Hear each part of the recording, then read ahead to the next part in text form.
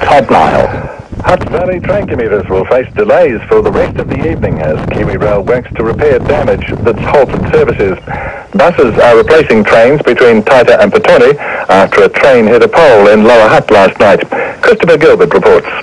KiwiRail says about 150 metres of overhead electrical wire needs to be replaced at Ava Station, meaning no trains between Taita and Petone. Trains are still operating between Taita and Upper Hutt and Petone in Wellington. Trains on the Melling, Kapiti and Wairarapa lines are running but are facing some delays and cancellations. Services on the Johnsonville line are running up to 10 minutes late. KiwiRail expects the repairs to be completed and normal services to resume by tomorrow morning. This is Christopher Gilbert. That's the news. Now here's Stephen Hewson with sport. Good evening. The opening batsman David Warner celebrated cricket's resumption in Australia nearly 2 weeks after Philip Hughes' death by scoring his 10th and most emotional test century on the opening day of the first test against India in Adelaide. Plays just resumed after tea with Australia 238 for 2. Warner's unbeaten on 131. The BBC's Phil Mercer reports. A poignant moment for David Warner. He was on the field, remember, at the Sydney Cricket Ground when Phil Hughes was felled by that bouncer exactly 2 weeks ago, and the two players were good friends. So an emotional time for David Warner, a very emotional time for the Australian team. Before the game started today, there were 63 seconds of applause to celebrate the life and achievement of Phil Hughes. 63 was the score the young batsman was on when he was hit by the bouncer at the SCG. And the crowd, although it's quite small here at the Adelaide Oval, have been enjoying every single moment of this on a very sombre day here at the Adelaide Oval. Phil Mercer reporting. Meanwhile, the Black Caps captain Kane Williamson concedes they should have made more of Ross Taylor's century in their strong start with the ball after being beaten by Pakistan in the first one-day in Dubai. Taylor made an unbeaten 105 to lead the tourists to 246 for 7 in their 50 overs. In reply, Pakistan was struggling at 86 for 5, but the hosts eventually chased down the target with 3 balls to spare. Ross played outstandingly for us and get us what we thought was a very competitive total at the halfway stage on that surface. And we started off reasonably well with the balls to take sort of 5 or 6 wickets. But when Safraz came out with Afridi as well after Hale, and they really took the momentum away from it. Pakistan lead the 5-match series 1-0. Game 2's in Sharjah on Friday night. The St George Illawarra coach Paul McGregor has implored the National Rugby League to allow former Kiwis prop Russell Packer to resume his playing career as soon as he's released from jail early next year. Packer's due out of prison next month after being found guilty of a drunken assault in Sydney last year.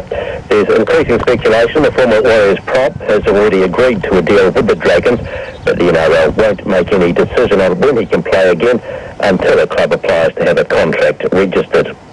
The Silver Ferns captain Casey Kapoor says the thought of next year's Netball World Cup keeps her going when she's enduring painful rehabilitation sessions. A serious knee injury in the third test in October meant Kapoor had to watch from home as Australia completed a 4-0 series sweep in the Constellation Cup, followed by the Silver Ferns suffering a real loss to England.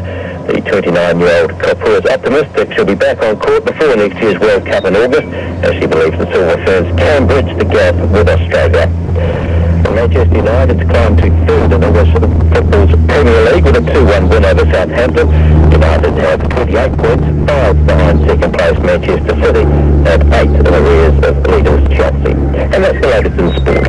When I was changing rules this week, mapping the Twitter genome. It's sort of like taking a telephone directory and shredding it and then shredding it again and then throwing it up into the air and then trying to put it all back together again.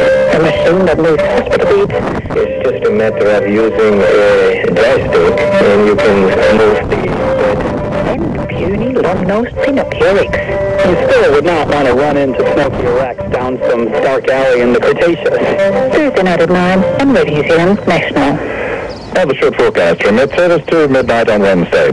From Northland to Waitomo, including Coromandel Bay, Franti and the Central High Country, cloudy with patchy drizzle turning to rain tomorrow afternoon or evening. For Taranaki to Wellington, cloudy with patchy drizzle turning to rain tomorrow morning, briefly heavy, clearing north of Wellington tomorrow evening. Gisborne to Wairarapa, high cloud increasing today and rain spreading north tomorrow. Nelson, Marlborough and Buller, mostly cloudy, rain developing tonight with some heavy falls easing tomorrow afternoon. Canterbury, high cloud today, rain developing overnight, easing tomorrow afternoon. Westland, rain with some heavy falls easing to isolated showers tomorrow morning. In Otago and Southland, occasional showers clearing tomorrow morning. Fiordland can expect rain easing this evening and becoming fine tomorrow. And for the Chatham Islands, cloudy periods, rain developing tomorrow afternoon. It's 6:11. You're listening to Checkpoint. The final report into the long-running and hugely costly botulism bot shot is out, and the government is using it to put the boot into Fonterra all over again.